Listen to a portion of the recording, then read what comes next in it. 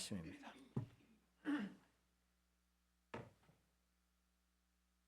구약성경 역대하 15장 10절에서 15절까지 말씀을 봉독해 드리겠습니다. 아사왕 제15년 셋째 달에 그들이 예루살렘에 모이고 그날에 노력하여 온 물건 중에서 소 700마리와 양 7,000마리로 여호와께 제사를 지내고 또 마음을 다하고 목숨을 다하여 조상들의 하나님 여호와를 찾기로 언약하고 이스라엘 하나님 여호와를 찾지 아니하는 자는 대소 남녀를 막론하고 죽이는 것이 마땅하다 하고 무리가 큰 소리로 외치며 피리와 나팔을 불어 여호와께 맹세하며 온 유다가 이 맹세를 기뻐한지라. 무리가 마음을 다하여 맹세하고 뜻을 다하여 여호와를 찾았으므로 여호와께서도 그들을 만나 주시고 그들의 사방에 평안을 주셨더라. 아멘. 할렐루야. 찬양대 찬양으로 하나님께 영광 돌리겠습니다.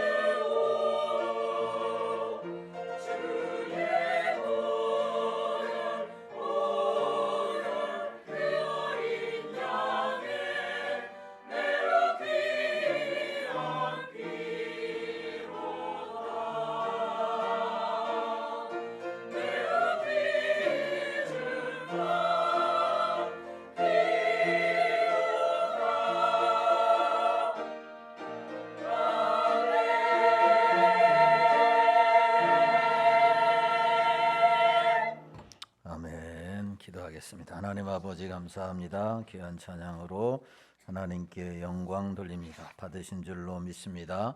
날마다 예수 그리스도의 보혈의 그 공로를 힘입어 주님 앞에 나아가기를 힘쓰는 저희들이 되게 하시고 머리끝부터 발끝까지 깨끗이 씻음받고 정결하게 되어 우리의 예배가 하나님 우리의 찬양이 기도가 연락되어지는 은혜를 날마다 경험케 하여 주옵소서.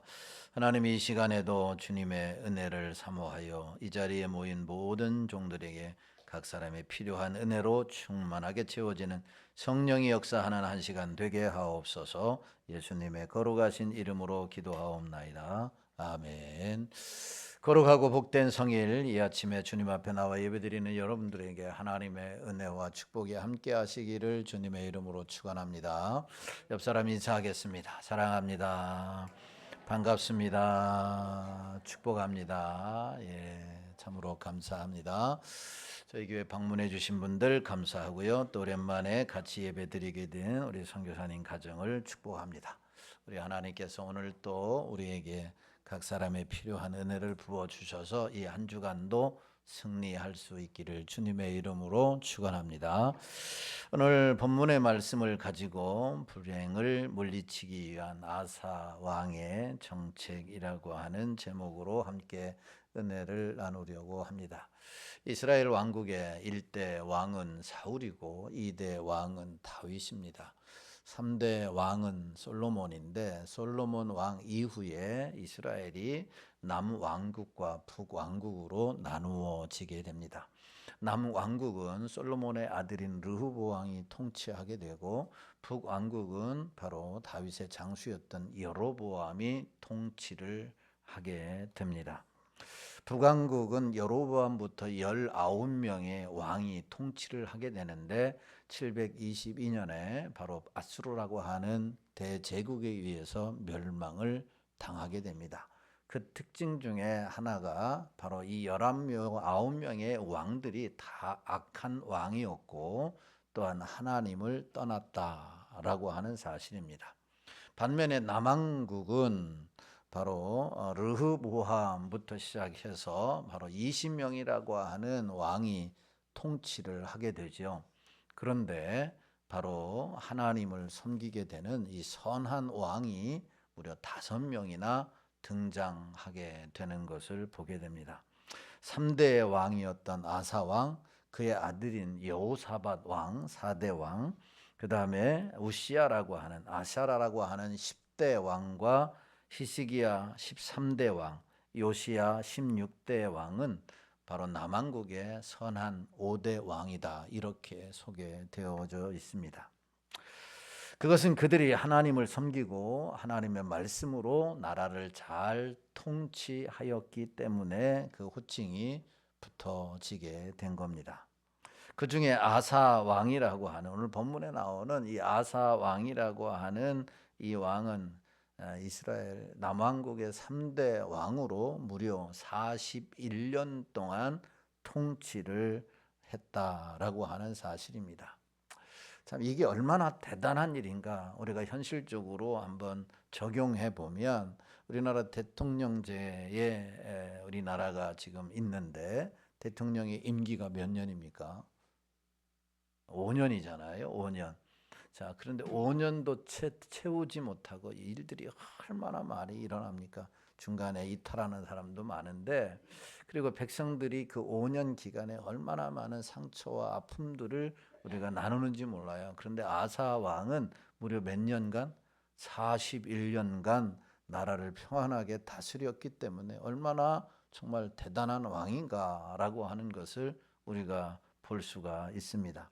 특별히 오늘 본문은 작금의 상황에 처한 우리에게 시사하는 바가 크다라고 생각할 수가 있습니다. 아사 왕이 다스렸던 그 시대의 상황은 과연 어떠했는가? 그 시대의 상황 가운데서 어떤 정책으로 나라를 41년 동안 통치할 수 있었는가에 대한 말씀을 함께 살펴보면서 은혜를 나누려고 합니다. 첫 번째로 살펴볼 게 아사 왕 당시의 상황입니다. 그 첫 번째의 상황은 무신론이 지배하고 있었다라고 하는 사실입니다. 그러니까 아사 왕이 등극할 때에 남왕국은 무신론이 지배하고 있어요. 오늘 본문 3절 말씀에 보면, 자, 본문 읽지는 않았지만 3절에 이렇게 말씀해요. 시작. 이스라엘에는 참신이 없고 가르치는 제사장도 없고 율법도 없은 지가 오래되었으나. 아멘. 아사 왕이 등극할 당시에 이스라엘은 어떤 신이 없어요? 참 신이 없었다라고 하는 것은 우상들이 많았다, 이방 신들이 많았다라고 하는 것을 보여주고 있는 거죠. 그리고 이 말은 하나님의 백성들이 하나님을 떠나 있었고 그들에게는 하나님을 섬기라고 가르치는 제사장들이 없었을 뿐만 아니라 율법도 그들 가운데, 하나님의 말씀도 그들 가운데 멀리 떠나 있었다라고 하는 것을 보여주고 말하고 있는 거죠. 다시 말하면 아사 왕이 등극할 당시 무슬론이 지배하고 있었던 상황이었다라고 하는 겁니다.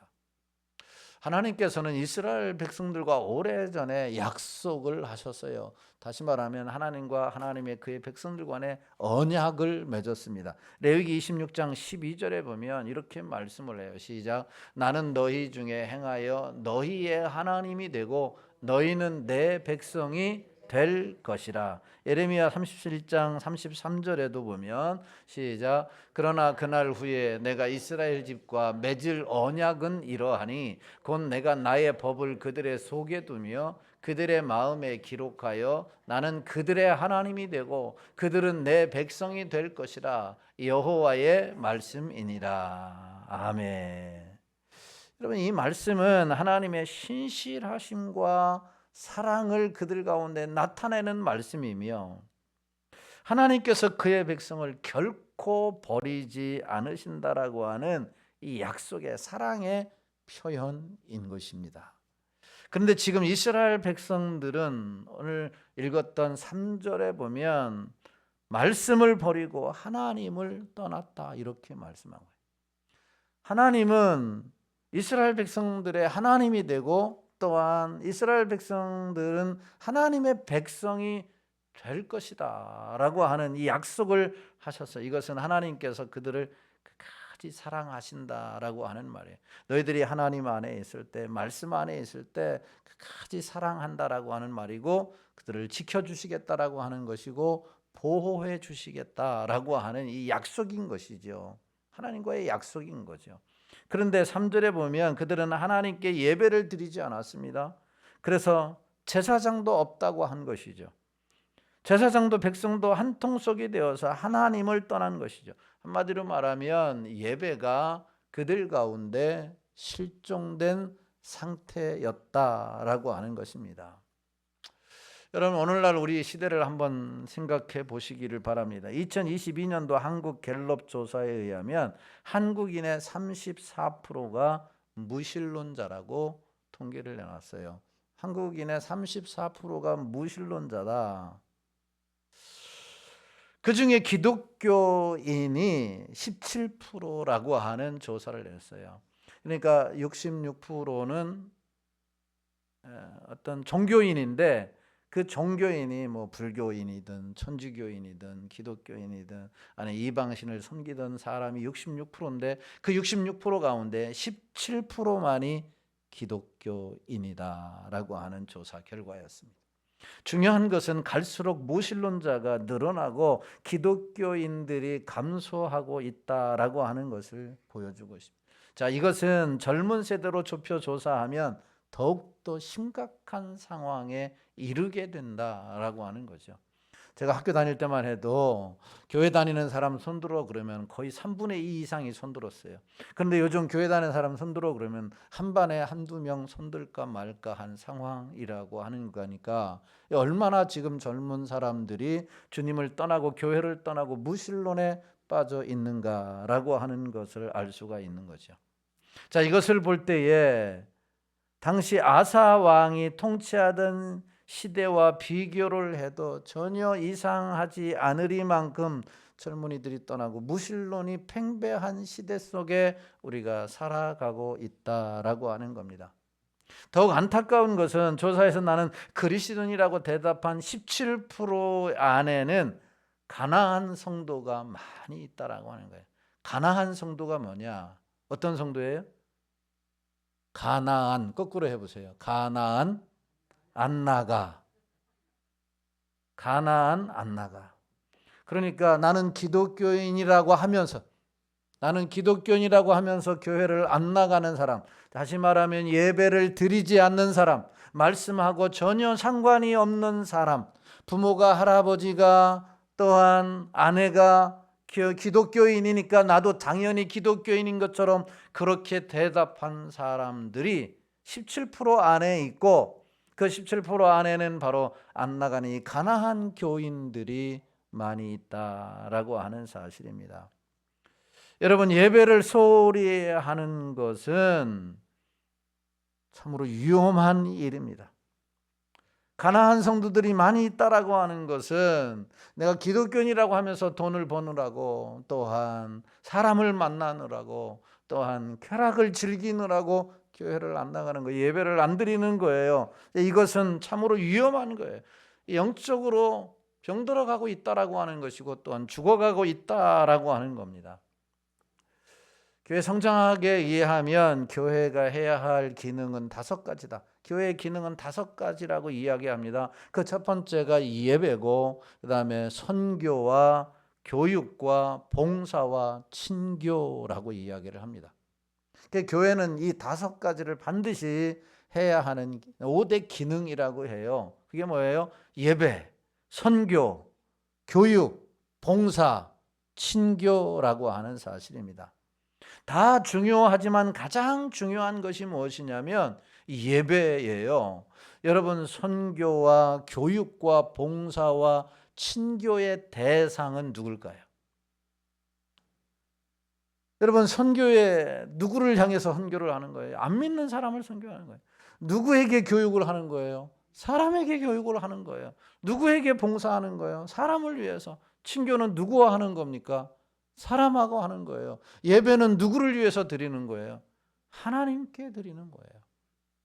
4가지는 다 사람을 상대하지만 오직 예배는 하나님께 드리는 거예요. 그러니까 교회의 5대 기능 중에 가장 중요한 것은 뭐예요? 예배다라고 하는 거예요. 예배입니다.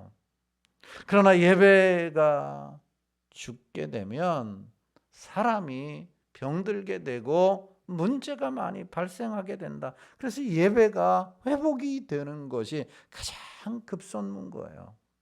15장 3절 끝에 보면 율법도 없은 지가 오래되었다라고 말씀합니다. 하나님도 없고 예배도 없고 말씀도 없어요. 그러니까 그들에게 과연 소망이라고 하는 것이 있었을까? 그들에게 과연 생명력이라고 하는 것이 있었을까?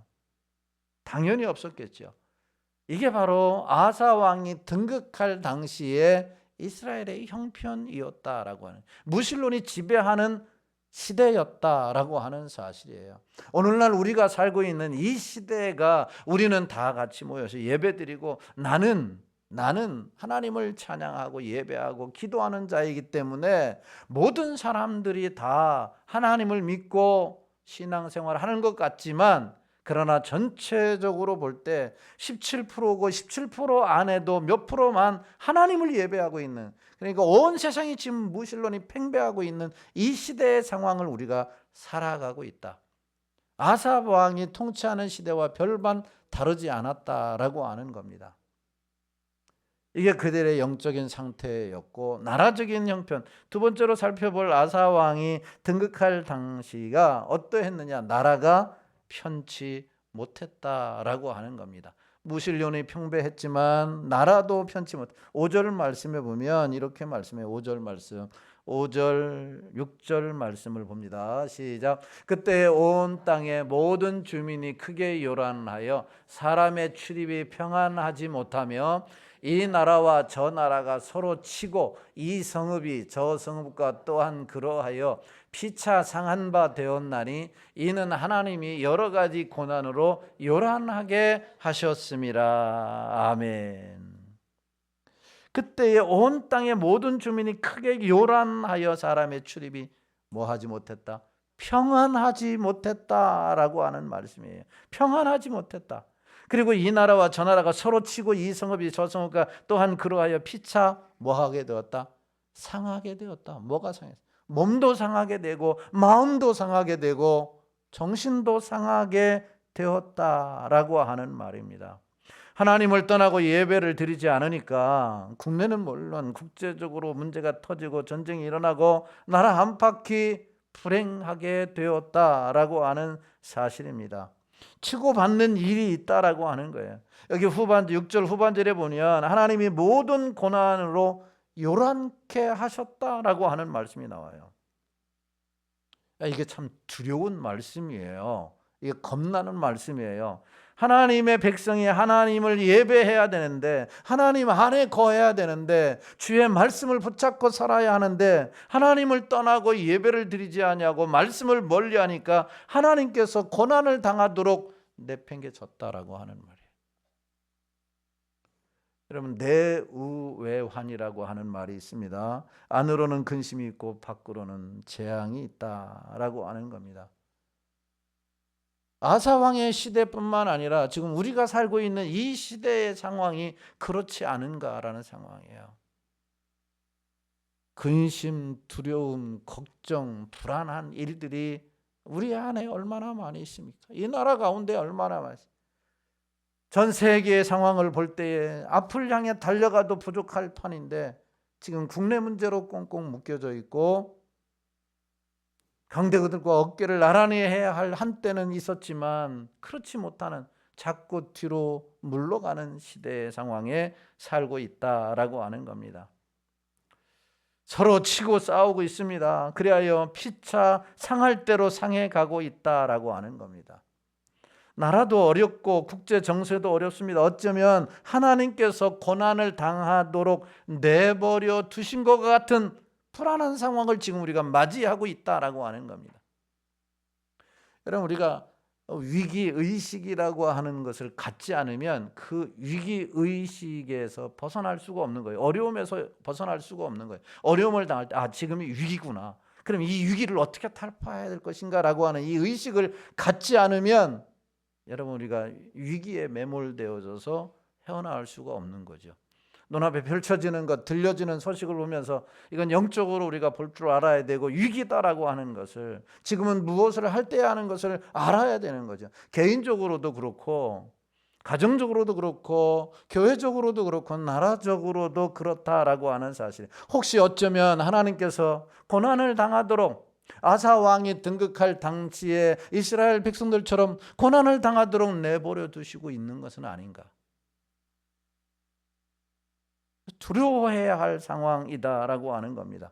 이런 상황에서 과연 우리는 어떻게 해야 할 것인가? 아사 왕은 무신론이 팽배해 있는, 영적으로 죽어가고 있는, 그래서 나라가 서로 치고 치는 가운데에서 상처가 받을 대로 받은 그 상황에 등극한 이 아사 왕은 이 문제를 타개하기 위해서, 불행을 몰아내고 진정한 하나님의 평강을 얻기 위해서 아사 왕은 어떤 정책을 펼치게 되었느냐, 이 두 번째로 살펴볼 말씀인데, 그 첫째로 예배를 회복해 했다라고 하는 사실입니다.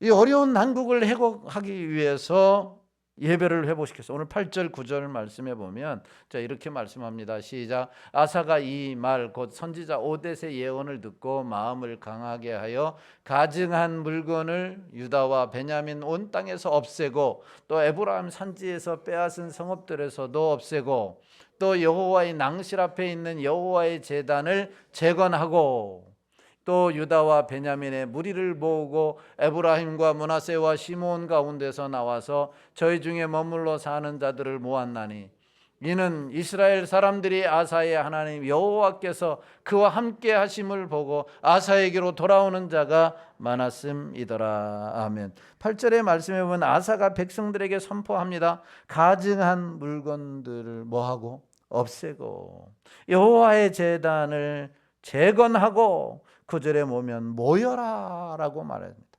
자, 11절도 보면 이렇게 말씀해. 11절 시작. 그날에 노력하여 온 물건 중에서 소 700마리와 양 7,000마리로 여호와께 제사를 지내고, 아사는 백성들을 향해서 가증스러운 우상 숭배를 제거하고 무너진 제단을 다시 쌓고 다 함께 모여 하나님께 제사를 드리라고 하는 것이, 하나님께 예배, 곧 예배를 회복하는 것을 첫 번째 그의 정책으로 세웠다라고 하는 겁니다.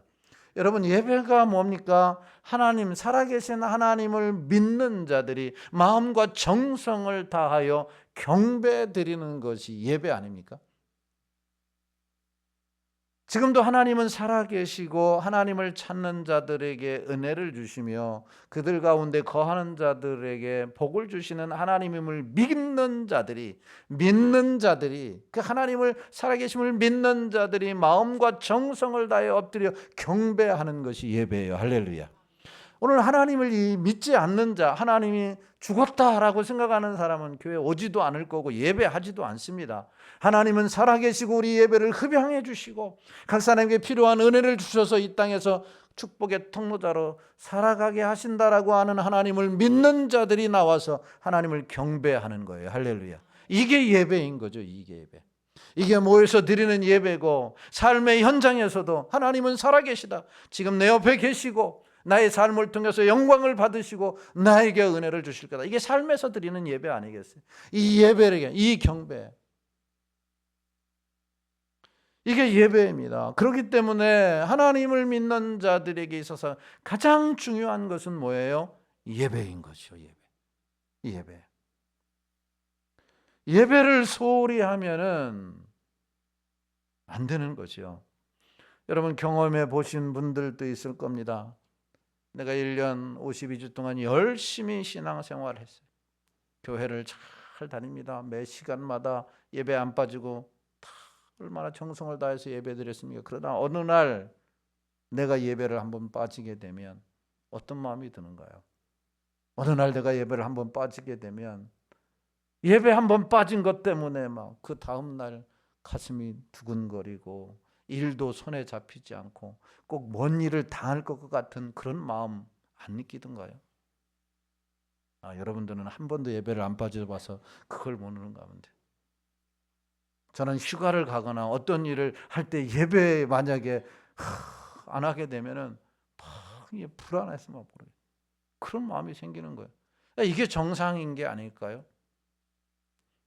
그러나 자주 빠지는 사람은 면역이 생겨 빠질수록 편한 사람이 있어요. 빠질수록 편한 사람. 오히려 계속 빠지다가 교회에 나와 앉아 있으면 지금 내가 어디에 와 앉아 있는 거지? 그 남의 집에 온 손님 같은 기분이 들어서 어색하다라고 하는 거예요. 계속 빠지게 되면 그런 상황이 되는 거예요. 오히려 교회에 온 것이 평안하고 기쁘고 즐거워야 하는데 어쩌다 교회 와 보니까 남의 집에 온 것처럼 막 좌불안석이에요. 이런 자가 되어서는 안 돼요. 그렇기 때문에 예배 생활, 기도 생활, 봉사 생활을 오래 중단하게 되면 여러분, 우리 영혼이 병들어가는 거예요. 그렇게 되면 기쁨이 사라지게 되고 하나님이 주시는 복을 멀리 할 수밖에 없는 거예요. 다시 말하면 하나님의 복을 받을 수가 없는 것이다 라고 하는 겁니다. 여러분, 아브라함의 위대함은 어디에서 찾을 수 있는, 여러 가지 요인에서 찾을 수가 있는데 가장 중요한 게 아브라함이 예배를 너무너무 사랑하고 중요시했다라고 하는 겁니다. 당시에 목축업이 주업인 유목민 시절이었기 때문에 아브라함은 물과 풀을 찾아 거처를 이동해야 했습니다. 그런데 그는 가는 곳마다 예배를 드렸어요. 가는 곳마다. 창세기 12장 7절에 보면 이런 말씀이 있어요. 같이 봅니다. 시작. 여호와께서 아브라함에게 나타나 이르시되 내가 이 땅을 내 자손에게 주리라 하신지라. 자기에게 나타나신 여호와께서 그가 그곳에서 제단을 쌓고, 아멘. 그가 그곳에서 12장 1절에서 부르심을 받고 하나님의 말씀을 따라 떠나라고 했을 때 떠났던, 그리고 한 곳에 머물면 그곳에서 뭘 쌓고? 제단을 쌓고, 8절에 보면 그곳에 제단을 쌓고 여호와의 이름을 불렀더라. 가는 곳마다 머물 때마다 그곳에 여러분 제단을 쌓고 하나님의 이름을 부르고 예배를 드렸던 거죠. 우리가 한 곳에 오래 살다가 이사를 하게 되잖아요. 이사를 하거나 또한 뭐 회사가 이전을 하거나 공장이 이사를 가면은 우리 기독교인들은 항상 뭘 드려요? 예배를 드려요. 이사 예배. 그 이사 예배가 어디서부터 나왔냐? 아브라함부터 나온 거예요. 가는 곳마다 예배를 그렇게 소중히 여겼던 것이죠. 그래서 하나님의 믿음의 조상이라고 하는 엄청난 조상으로 쓰임받고 그를 통하여 축복에 흘러가는 놀라운 통로자로 쓰임받은 줄로 믿으시기를 주님의 이름으로 축원합니다.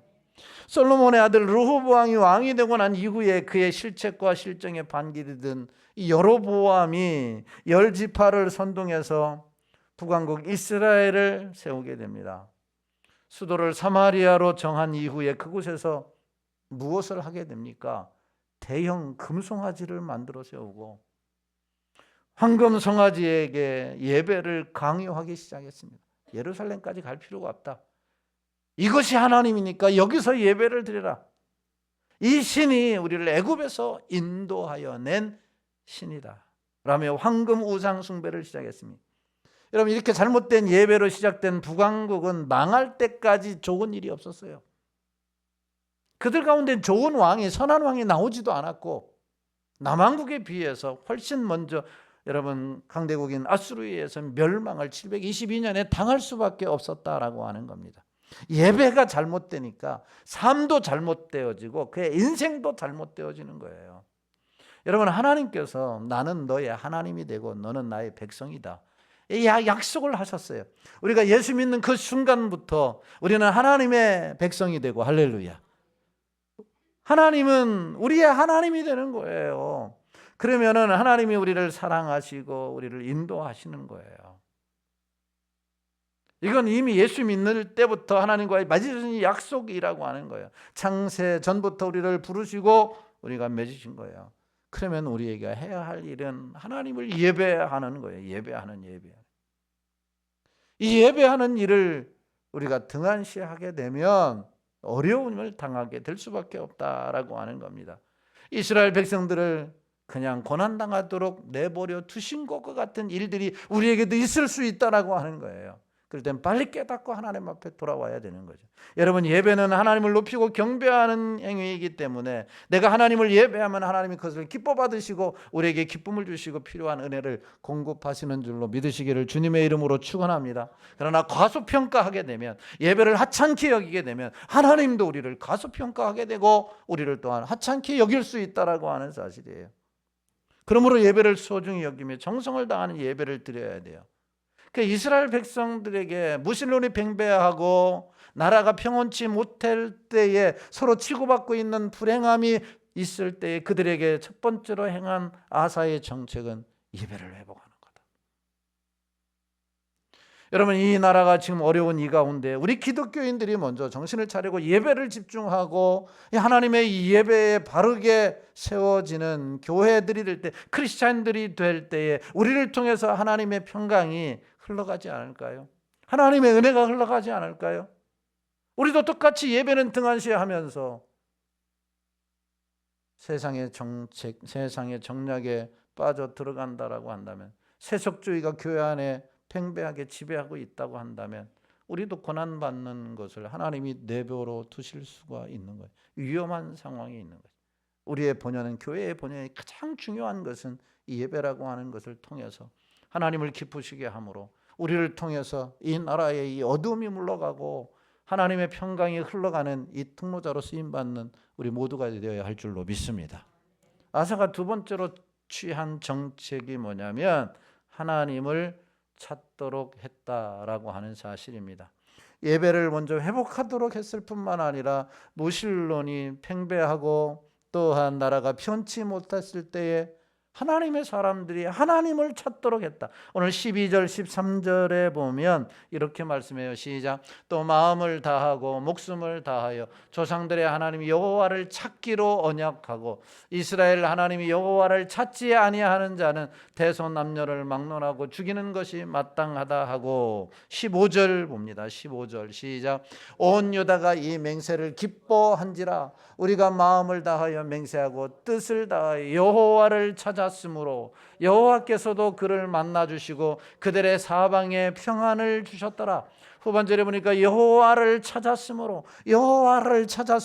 여호와께서 그 사방에 뭘 주셨더라? 평안을 주셨더라. 동서남북, 서울, 경기도, 충청도, 전라도, 경상도 할 것 없이 사방에 뭘 주셨더라?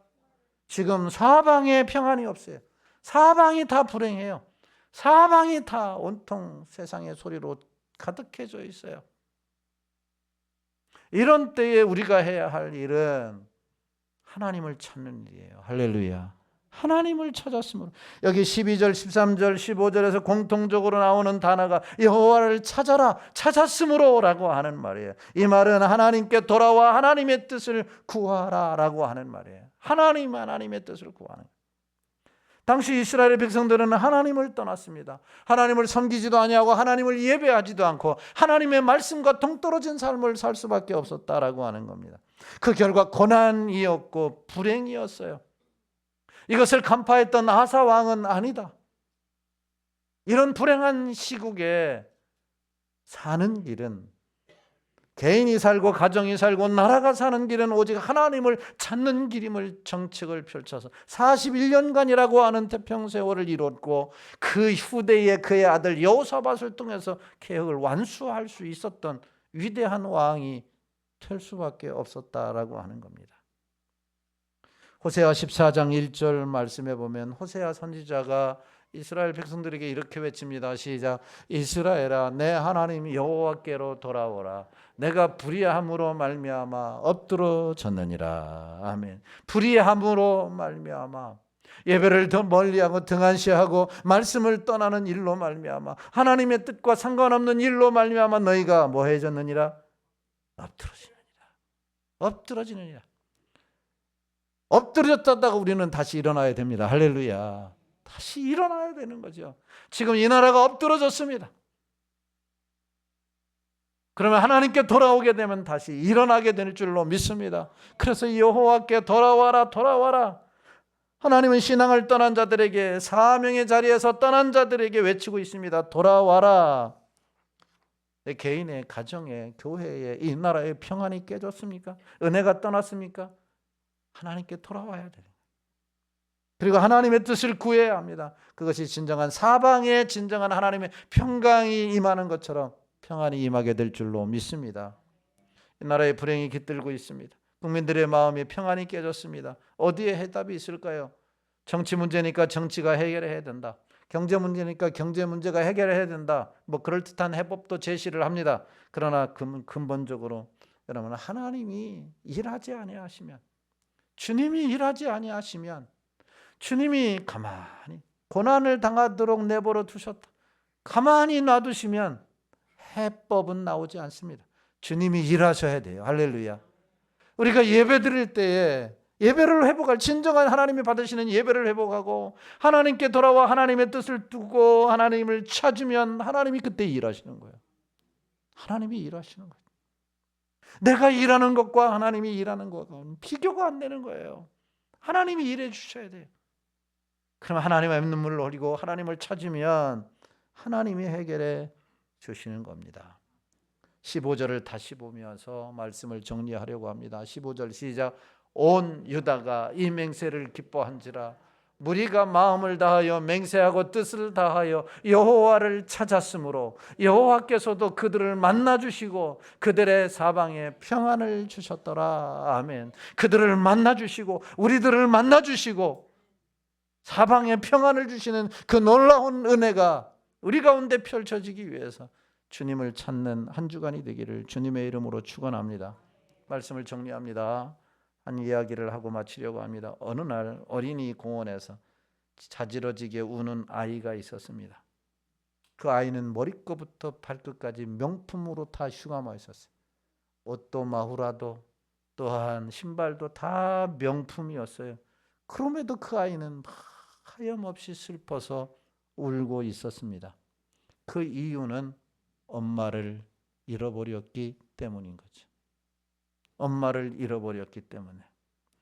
고급 저택, 풍부한 소유 다 누리고 산다 할지라도 하나님의 사람이 하나님을 떠나면, 하나님을 잃어버리면 그들의 마음은 공허요, 그들의 마음은 불안이요, 그들의 마음은 답답함이요, 그들의 마음은 허전함 뿐이고 방황하게 된다라고 하는 사실입니다. 비록 아무것도 누리지 못했지라도 하나님이 함께 하시면, 하나님이 옆에 계시면 평안이요, 기쁨이요, 소망이요, 즐거움이요. 이 나라가 하나님을 떠났다면 하나님을 다시 찾는 은혜를 허락해 주옵소서. 한국교회가 다시 하나님을 찾게 하여 주옵소서. 우리라도 하나님을 다시 찾는 가운데, 예배를 회복하는 가운데 하나님이 우리를 주목함으로 우리가 축복의 통로자로 이 놀라운 평강을 흘려보내는 쓰임받는 도구가 되게 하옵소서. 기도해야 될 것이고, 우리를 통해서 이 나라가 변화되어지고 새로워지는 역사가 일어나게 될 줄로 믿습니다. 이 나라의 국민의 고난과 불행이 끝나고 행복한 삶의 회복을 위해서 우리 믿는 자들이 먼저 예배를 온전히 회복하고 하나님을 찾음으로 축복의 통로자로 쓰임받는 이 한 주간 되기를 예수님의 이름으로 축원합니다. 날이 저물어 갈 때 이 찬송 부르시고 하나님 우리의 사명을 다하도록 나라와 민족을 위해서, 한국교회를 위해서, 우리를 위해서 기도하도록 하겠습니다.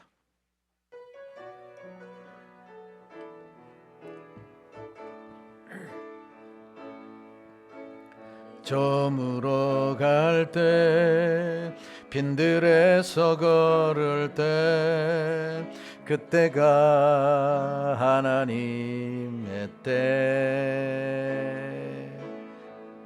내 힘으로 안 될 때, 빈손으로 걸을 때, 내가 고백해 여호와 이래. 주가 일하시네, 주가 일하시네. 주께 아끼지 않는 자에게 주가 일하시네, 주가 일하시네. 신뢰하며 걷는 자에게 주가 일하시네, 주가 일하시네, 주가 일하시네. 주께 아끼지 않는 자에게 주가 일하시네, 주가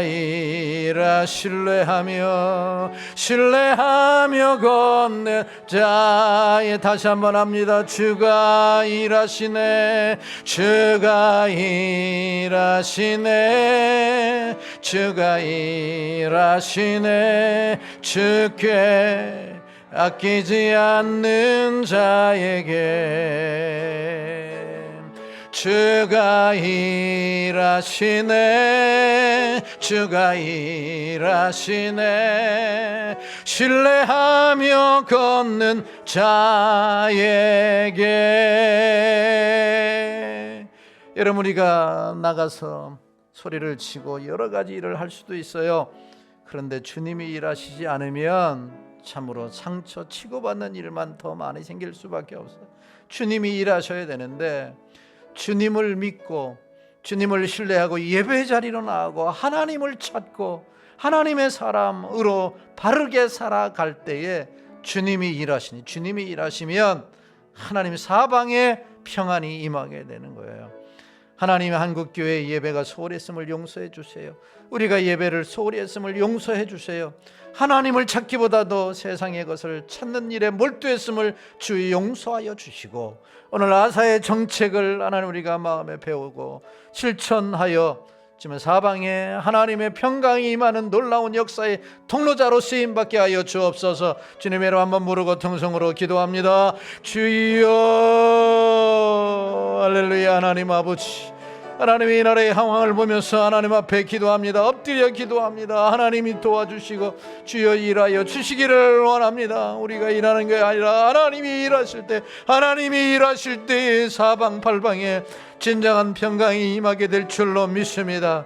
무신론이 팽배하게 지배하고 있는 상황이요, 그 나라가 편치 못한 상황에 아사가 41년 동안 등극하여 하나님의 위대한 역사를 만들었던 것처럼 아버지 하나님의 이 땅에 이런 놀라운 역사가 일어나기를 소망합니다. 아버지 하나님이여, 현실을 바로 직시하고 위기의식을 갖고 하나님을 바로 예배하는 예배의 자리로 나오게 하고 기도의 자리로 나와서 하나님을 찾음으로 이 놀라운 역사를 만들었던 것처럼 우리가 아버지 하나님의 우리의 예배의 자리로, 한국교회가 예배의 자리로 다시 한번 살아계신 하나님, 모든 만물을 통치하시는 위대하신 하나님을 예배하게 하시고 그 하나님의 뜻을 구하고 그 하나님의 뜻을 찾음으로 하나님이 우리를 주목하고 만나주시고 하나님이 주시는 이 평강을 받아 누리게 하여 주시고 저희들 가운데, 교회 가운데, 가정 가운데 진정한 하나님의 평강이 차고 넘쳐서 하나님의 세상으로 흘려보내는 이 놀라운 역사가 일어나게 하여 주시기를 원합니다. 하나님 도와주시고 하나님 역사하여 주옵소서. 엎드릴 때에, 하나님 앞에 나올 때에 주님이 일하시고 주님이 역사하실 줄로 믿습니다. 이 놀라운 은혜가 속히 임하여 줘서 서로 치고받는 자들이 하나가 되게 하여 주시고 하나님이여 분쟁이 화목하게 되어지고 하나님 앞을 향해 나아가는 이 나라 이 민족이 되게 하시고 한국교회가 되게 하시고 우리 교회가 되게 하시고 우리 가정과 성도들이 되게 하여 주시옵소서. 우리의 간절한 간구를 들으심을 믿고 감사하며 거룩하신 예수님의 이름으로 기도하옵나이다. 아멘. 우리 주 예수 그리스도의 은혜와 하나님의 크신 사랑하심과 성령 하나님의 유로교통 내주인도 역사 충만하심의 은혜가 아사의 왕의 통치에 하나님 따라서 우리가 예배의 자리로 한 걸음 더 나아가고 하나님을 찾는 가운데 진정한 사방팔방의 평강이 임하고 이것을 흘려보내기를 작정하고 돌아가는 성도들 머리머리 위에와 가정, 직장, 사업, 자녀들 위에 세계 열방에 나가 하나님의 말씀을 복음을 전하는 귀한 종들과 사역 현장 위에 몸된 제단 위에 이제로부터 영원토록 함께 있을지어다. 아멘.